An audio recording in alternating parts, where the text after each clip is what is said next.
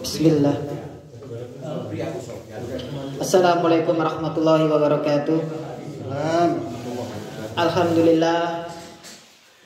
Alhamdulillah hamdan katsiran thayyiban mubarakan fi kama yuhibbu rabbuna wa yarda. Asyhadu an la ilaha illallah wa la syarika lah iqraran bihi wa tauhida. Wa asyhadu anna Muhammadan abduhu wa rasuluh. Segala puji bagi Allah Subhanahu wa taala dan kita bersyukur kepadanya Jalla Jalaluhu Rabbul Alamin, yang kita semua adalah miliknya dan kita semua akan kembali kepadanya. Amma ba'd. Jamaah Majelis Taklim Al-Hidayah yang semoga dirahmati Allah Subhanahu wa taala.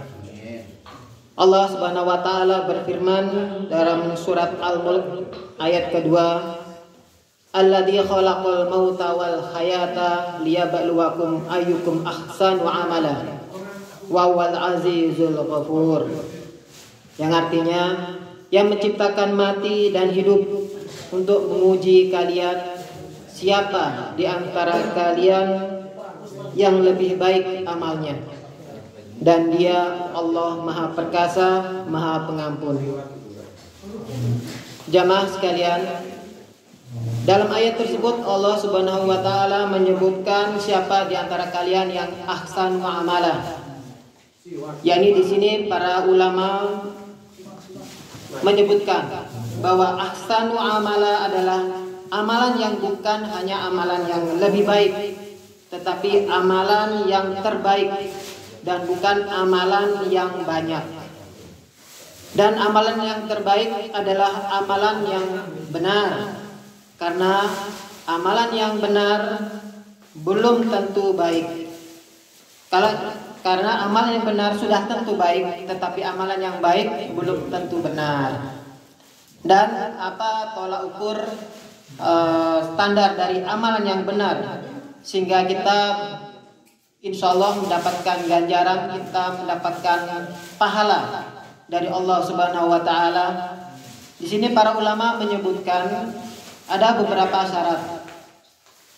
Di sini disebutkan ada 3 syarat yang jika terpenuhi insya Allah amalan tersebut akan diterima dan diberi ganjaran oleh Allah Subhanahu wa taala. Di antaranya syarat pertama yakni bertauhid, tidak melakukan kesyirikan, tidak menyekutukan Allah. Jadi jika kita melakukan suatu kebaikan tetapi kita diiringi dengan kesyirikan, niscaya amalan tersebut akan sia-sia. Di antara dalilnya yakni Allah Subhanahu wa taala berfirman dalam surat Al-Kahfi ayat yang terakhir, "Faman kana yarju liqa'a rabbih falyamal 'amalan shalihan wa la yusyrik bi ibadati rabbih ahada."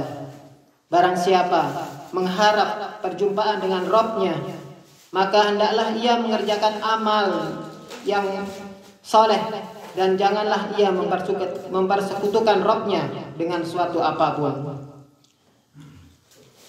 Yang kedua, syarat berikutnya yakni ikhlas. Ikhlas hanya semata-mata mengharapkan ridho dari Allah Subhanahu wa taala, tanpa diiringi riya, tanpa diiringi sum'ah, tanpa mengharapkan pujian dari selain Allah.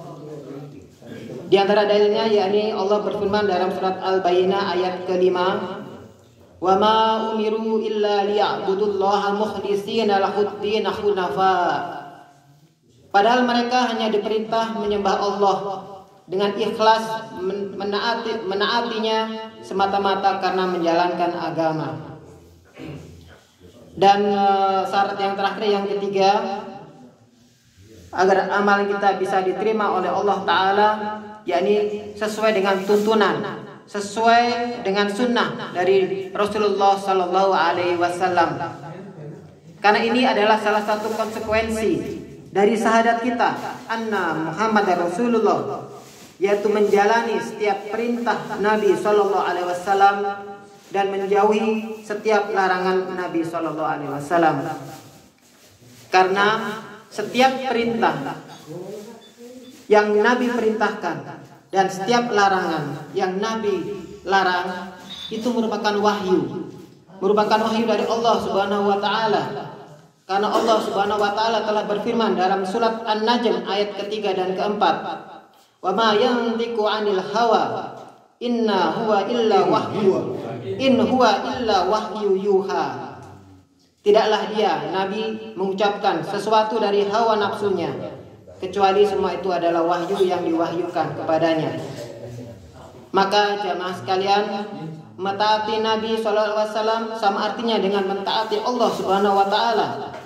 Karena Allah sendiri pun juga udah berfirman di dalam surat An-Nisa ayat ke-80, "Man yuti'ir rasula faqad ata'a Allah." Barang siapa menaati Rasul Muhammad, maka sesungguhnya dia telah mentaati Allah. Jamaah sekalian, begitu pentingnya, begitu urgensinya kita dalam kita mentaati, kewajiban kita mentaati Rasulullah SAW. Karena beliau telah bersabda dari riwayat Abu Hurairah radhiyallahu anhu bahwa Rasulullah SAW bersabda, "Kullu ummati yadkhuluna al-jannah illa man aba." Qalu, yakni mereka para sahabat bertanya, "Ya Rasulullah, wa man ya'ba?" Qala, Rasulullah menjawab, "Man ata'ani dakhalal jannah wa man asani faqad aba." Barang siapa yang mentaatiku pasti masuk surga, dan barang siapa yang mendurhakaiku maka sungguh ia telah enggan. Hadis sahih riwayat Imam Bukhari. Jamaah sekalian, yang Anda tekankan di sini yaitu sunnah. Karena mungkin ada beberapa kita mendengar ada di luar sana sedikit kurang menjelaskan mengenai sunnah. Apa itu sunnah? Sunnah adalah semua yang datang, segala yang datang dari Nabi mulia Nabi Muhammad SAW, apapun yang datang dari beliau, baik itu akidah keyakinan beliau, ataupun ucapan beliau, ataupun perbuatan beliau, ataupun persetujuan beliau Shallallahu Alaihi Wasallam, dan seterusnya.